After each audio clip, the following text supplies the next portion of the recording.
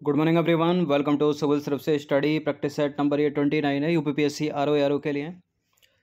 देखिए UPPSC RO में जो है 60 प्रश्न हिंदी के आते हैं सेकंड मीटिंग में, और फर्स्ट मीटिंग में 140 प्रश्न जीएस के आते हैं। इन दोनों को मिलाकर ही मेरिट बनेगी, ठीक है। और 1/3 की इसमें माइनस मार्किंग भी है। और इसके बाद मुख्य परीक्षा होती है। मुख्य परीक्षा जो है वो 400 अंक की होती है। इन 400 अंकों में से 180 अंक ऑब्जेक्टिव टाइप ही है, बाकी का 220 डिस्क्रिप्टिव है, मतलब लिखने वाला है। उन 220 में एस्से लिखना है, ठीक है, और एक पत्र लिखना है। कुछ ट्रांसलेशन होती है हिंदी से इंग्लिश में, इंग्लिश से हिंदी में, ठीक है। बाकी उसमें 180 नंबर का जो है ऑब्जेक्टिव ही है, यानी इन 180 नंबर की जो प्रैक्टिस है वो इसी सीरीज से हो रही है हमारी साथ साथ, ठीक है। उसमें भी जीएस है और हिंदी है। तो पहला प्रश्न है तत्सम तद्भव से रिलेटेड। निम्नलिखित में से कौन सा जोड़ा जो है वो सही नहीं है। यह है तत्सम शब्द, यह है तद्भव शब्द। क्या होते हैं तत्सम तद्भव, कई बार बताया है। देखिए तत्सम जो शब्द हैं वो संस्कृत के शब्द हैं, ठीक है, ज्यों के त्यों। और जो तद्भव शब्द हैं वो संस्कृत शब्दों से ही बने सामान्य बोलचाल के शब्द हैं। तो मृक्षण का तद्भव मक्खी, आश्चर्य का अचरज, अक्षी का आंख, अमूल्य का अमूल। इनमें एक सुमेलित नहीं है, वो कौन सा है। आश्चर्य का अचरज होता है। आश्चर्य एक संस्कृत का शब्द हो गया, उसका सामान्य शब्द क्या बना, अचरज। अक्षी आंख, सही है। अमूल्य का अमोल, ये भी ठीक है। मृक्षण मक्खी का नहीं होता, मृक्षण का तद्भव होगा मक्खन। तो पहला सुमेलित नहीं है, क्योंकि मृक्षण एक तत्सम शब्द है, इसका तद्भव होगा मक्खन, यानी ये संस्कृत का शब्द है, ये सामान्य बोलचाल का। तो बात करें तत्सम शब्दों की, तो तत्सम शब्द संस्कृत भाषा के दो शब्दों से मिलकर बना है। तत् धन सम। तत् का अर्थ क्या होता है, उसके, और सम का अर्थ क्या होता है, सम का अर्थ समान, अर्थात ज्यों का त्यों, ठीक है। जिन शब्दों को संस्कृत से बिना किसी परिवर्तन के ले लिया गया है उन्हें ही हम कहते हैं तत्सम शब्द। जैसे कि अग्नि शब्द हो गया, आम्र हो गया, क्षेत्र हो गया, अज्ञान हो गया, अंधकार हो गया। इसका तद्भव बनाएं तो अग्नि का आग हो गया, आम्र का आम हो गया, क्षेत्र का खेत हो गया, अनजान का अज्ञान का अनजान हो गया, अंधकार का अंधेरा हो गया। ये सब याद रखना आपको, ठीक है। जैसे कि अग्नि का आग हो गया, आम्र का आम हो गया, क्षेत्र का खेत हो गया, अज्ञान का अनजान हो गया, अंधकार का अंधेरा हो गया।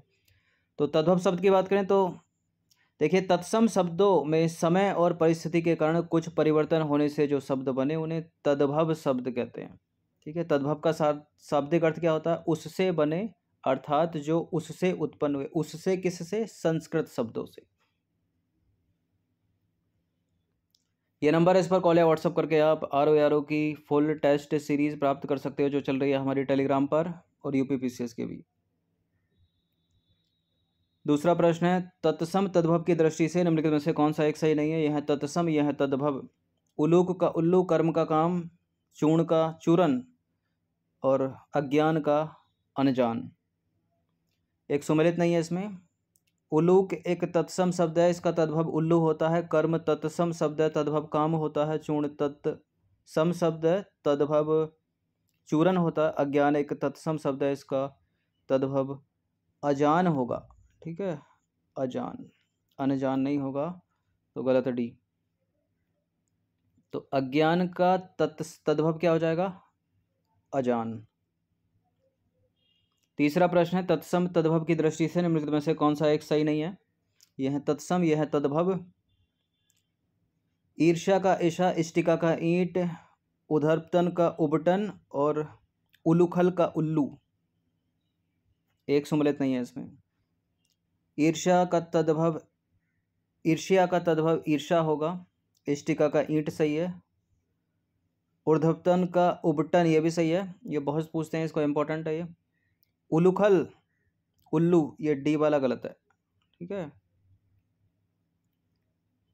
क्योंकि उलूखल का जो है उल्लू नहीं होता है तद्भव। उलूखल का जो तद्भव होगा वो होगा ओखली। क्या हो जाएगा, ओखली।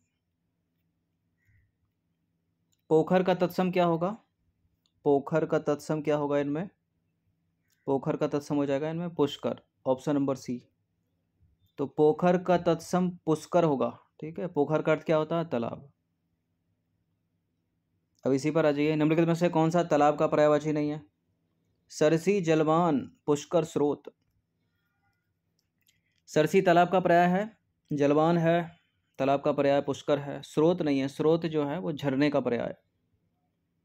तो स्रोत जो है झरने का पर्यायवाची। अगर झरने के हम और पर्यायवाची देखें तो प्रपात होता है, उत्स होता है, निर्झर होता है, सोता होता है। तालाब के पर्यायवाची देखें तो सरोवर है, जलाशय है, सर है, पुष्कर है, ह्रद है, ठीक है, पद्धाकर है, पोखर है, जलवान है, सरसी है, तड़ाग है। अब पूछे जाने की संभावना किसकी है? ना सरोवर पूछा जाएगा, जलाशय पूछा जाएगा, ये तो आसान सही है, ठीक है, कभी रख दिया तो रख दिया। पुष्कर को याद रखिए, पोखर, जलवान को याद रखिए, सरसी को याद रखिए। नंबर 6 पर आ जाइए, नंबर में से कौन सा नदी का पर्यायवाची नहीं है? सरसी, वाहिनी, जलमाला, उर्मी। सरिता, वाहिनी, सरिता है, वाहिनी है, जलमाला है, उर्मी हो गया, हिलोर हो गया, ये तरंग के पर्यायवाची हैं।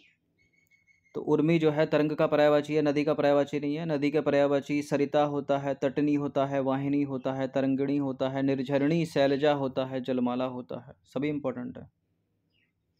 पलंग का तत्सम रूप क्या होगा? पलंग का तत्सम रूप ना पालकी होगा, ना खटिया होगा, ना पंगत होगा, पर्यंक होगा। ठीक है, ऑप्शन नंबर सी।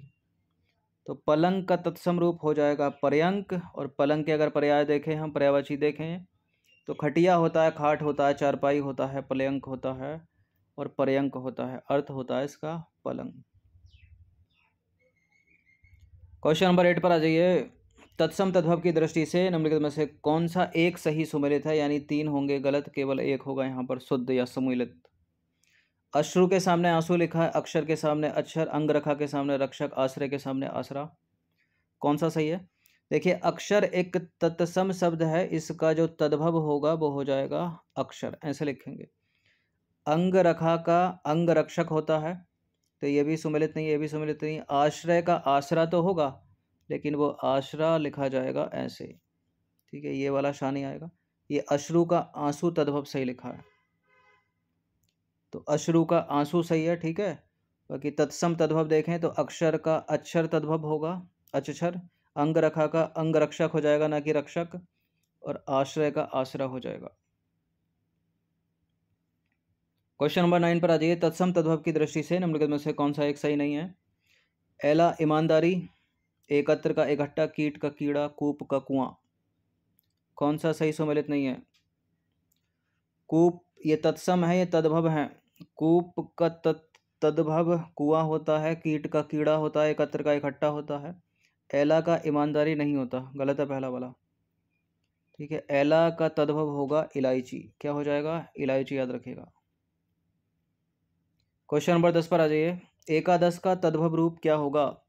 एक विंशति, एकादश, 11, 11।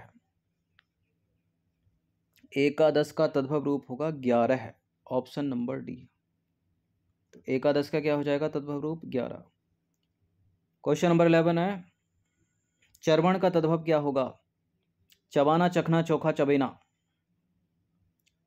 सही शब्द क्या हो जाएगा? चबाना, तद्भव रूप, तो चबाना हो जाएगा। क्वेश्चन नंबर 12 है, निम्न में तत्सम शब्द की पहचान कीजिए। तत्सम शब्द कौन सा है इसमें? गाजर, गौ, गांठ या गाहक। गांठ एक तद्भव शब्द है, हमको तत्सम ढूंढना है। गांठ का ग्रंथि होता है। गाहक एक तद्भव शब्द है, इसका तत्सम ग्राहक होता है। गाजर भी एक तद्भव शब्द है। यहाँ गो जो है एक तत्सम शब्द है, इसका अगर तद्भव बनाना हो तो गाय होगा, तो गो वहाँ पर तत्सम शब्द है। बाकी देखें हम तत्सम तद्भव, तो ग्राहक एक तत्सम शब्द है, इसका तद्भव गाहक होता है, गो का गाय होता है। गाजर तद्भव है, इसका तत्सम बनाना हो तो गर्जर होता है, और गांठ का ग्रंथि। क्वेश्चन नंबर 13 पर आ जाइए। तत्सम तद्भव की दृष्टि से निम्नलिखित में से कौन सा एक सही नहीं है? ये मोस्ट इंपॉर्टेंट है, सारे के सारे 20 के 20, वो इन्हीं में से उठा लेगा सबको। तत्सम तद्भव बताइए। क्लेश का क्लेश, कुंभकार का कुम्हार, कटु का कड़वा, कुक्षी का कुंची। क्लेश का क्लेश, ये तो एक ही जैसे हो गए। कुंभकार का कुम्हार, कटु का कड़वा, कुक्षी का कूंची।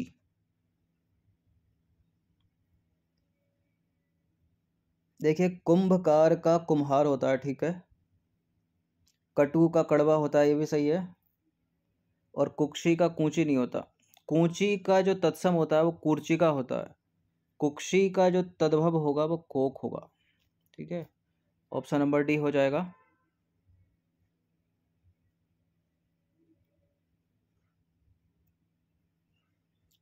तो देखिए कुक्षी का जो होगा वो कूंची नहीं होगा, ठीक है, कोक होगा, कोक।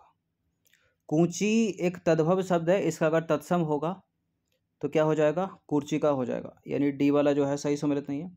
बाकी क्लेश का क्लेश, ये एग्जैक्ट करेक्ट है एकदम, ठीक है, पहला दूसरा भी करेक्ट है, तीसरा भी करेक्ट है। कोयल का तत्सम रूप क्या होगा, कोयल का तत्सम रूप क्या होगा, इसमें कोकिल हो जाएगा, ठीक है, ऑप्शन नंबर बी। तो कोयल का तत्सम रूप होगा कोकिल। निम्नलिखित में से कोआ का पर्याय नहीं है, कोआ का पर्यायवाची कौन सा नहीं है, काक, कलघोष, बायस, काग। कोआ का पर्यायवाची काग है, बायस है, ठीक है, कलघोष नहीं है, ऑप्शन नंबर बी नहीं है, क्योंकि कलघोष जो है वो कोयल का पर्यायवाची है। तो कोए के पर्यायवाची देखें, फिर हम पहले कोए के पर्यायवाची देखें, फिर कोयल के पर्यायवाची देखेंगे। कोए के पर्यायवाची काक, बायस, काग, करठ, पिशुन, और कोयल के पर्यायवाची पिक, कलघोष, कोकिल, वसंतदूत, काकपाली, मदन शलाका, श्यामा सारंग। ये मोस्ट इंपॉर्टेंट है मदन शलाका। कोयल का पर्यायवाची याद रखिएगा इसको, काकपाली को याद रखिए, श्यामा को याद रखिए, सारंग। नंबर 16 पर आ जाइए। निम्नलिखित शब्द किसके पर्यायवाची हैं, इन शब्दों की बात हो रही है। स्वाति भक्त, चातक, सारन, मेघ बीजन किसके हो सकते हैं बताइए, बाघ के, सांप के, कुत्ते के, या पपीहा के। मेघ बीजन क्या कुत्ते का पर्याय हो सकता है, नहीं हो सकता, किसके हैं फिर, ये पपीहा का पर्याय है, तीनों चारों, ठीक है, पपीहा। तो पपीहे के पर्यायवाची हैं, पपीहा के पर्यायवाची शब्दों की बात करें तो स्वाति भक्त, चातक, सारन, मेघ बीजन। केला का तत्सम रूप क्या होगा, इंपॉर्टेंट है, केला का तत्सम रूप होगा कदली, ऑप्शन नंबर ए हो जाएगा, क्या हो जाएगा, कदली। क्वेश्चन नंबर 18 पर आ जाइए। तत्सम तद्भव का कौन सा युग्म पूरी तरह से सही शुद्ध है, सही है या शुद्ध है, यह तत्सम, यह तद्भव।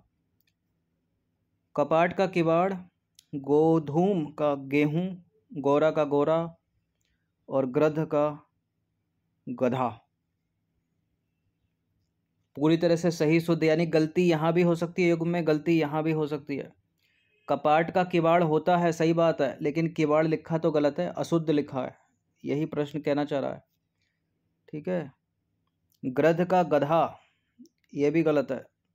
गोधूम, गोधूम में तो मात्रा बड़े होकर आएगी ना, यहाँ गलती है, यहाँ सही है, लेकिन कटेगा तो पूरा ही है। ये गोरा का गोरा, सी वाला सही है, ठीक है, सी वाला करेक्ट हो जाएगा।